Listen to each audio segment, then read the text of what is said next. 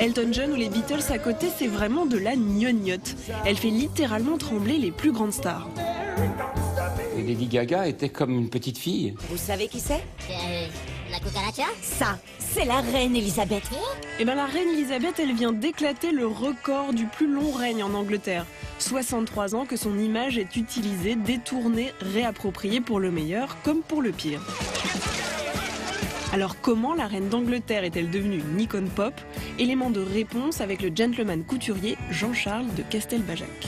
Le premier acte manifeste, c'est quand elle a été se promener au milieu des ruines de Londres. Elle s'habille en infirmière et elle vient au cœur de la population.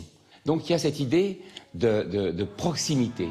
Une proximité telle qu'en 77, les Sex Pistols font de la reine un objet punk. Il y avait le passage obligé de choquer la population, donc de toucher ce qu'il y avait de plus intime, de plus familial. La reine, c'est la mère de toute l'Angleterre. C'était vraiment iconoclaste comme démarche.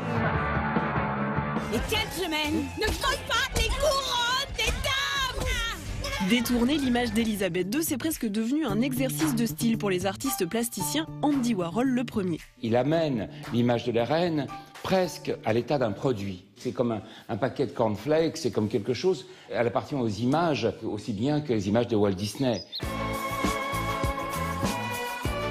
Mais la reine d'Angleterre, c'est aussi des chapeaux. Beaucoup de chapeaux.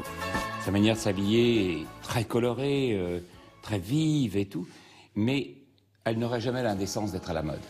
Bonjour, je suis la reine d'Angleterre, je vous chie à la reine.